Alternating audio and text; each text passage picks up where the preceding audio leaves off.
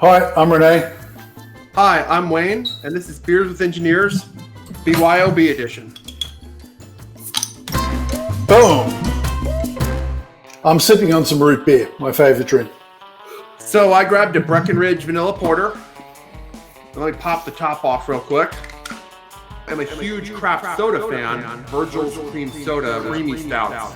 Did this pop? I know I pull on it somewhere. Which part do I pull on? There we go. All right, there you go. Turns the whole thing into a nice little can.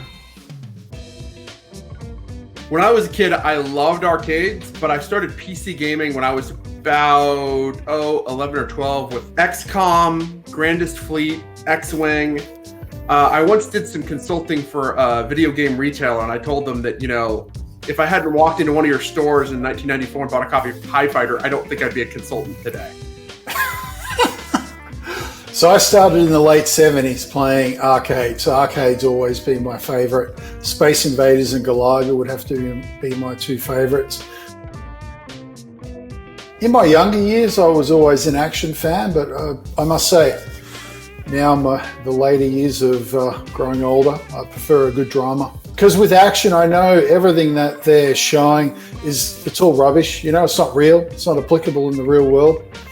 What I will say that's funny to me is whenever there's any computer stuff involved in an action movie, it's always ridiculously dumb. Do you remember one of the Iron Man movies? There was a scene there where he's in the back of it's like a tech repairman's van, and there was an EMC VMAX logo in the back of the guy's van. Man, talk about Sophie's choice. You guys aren't making this easy on us, are you?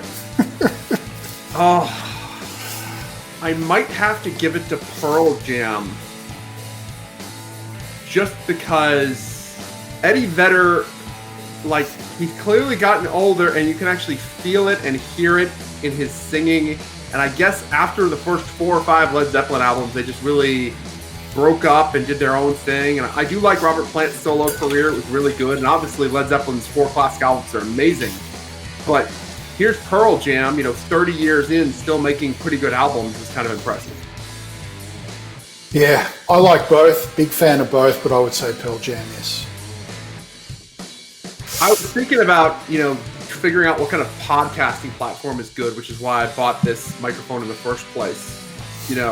Something with local recording, but the ability to kind of see each other and talk so that there's no internet problems. So you're talking about a Mac. That's what you want. Just like in the infrastructure world, if you want simplicity and great support, you go with Nutanix. If you want, really weird nerd knobs and complicated use cases, then you go down the VMware route, man. Well, you're explaining exactly why I have a PC. I have a PC because I occasionally used to have to drag out the VMware FAT client, right? I'm like, I can either boot camp or I can just run a PC, which is easier. Yeah. I have to have a complicated bunch of nerd knobs to deal with a complicated bunch of nerd knobs. That's an easy answer. Look, hybrid. The reason is you're always going to have use cases where you need burst ability. But when you've got predictable workloads, the cost of public cloud is so crazy high that bringing that back on-prem can save you a fortune. Yeah, I would agree with that. Hybrid, you get the best of both worlds. René and I are co-authors of the Nutanix Design Guide with a bunch of other people at Nutanix. And Angelo was the real editing driving force with René, and I think I wrote 5 chapters, which I think was the second most behind you, correct? Yep, I did 13. So if you haven't seen it yet, the Nutanix Design Guide, just Google it. You'll be able to find the link to download the PDF.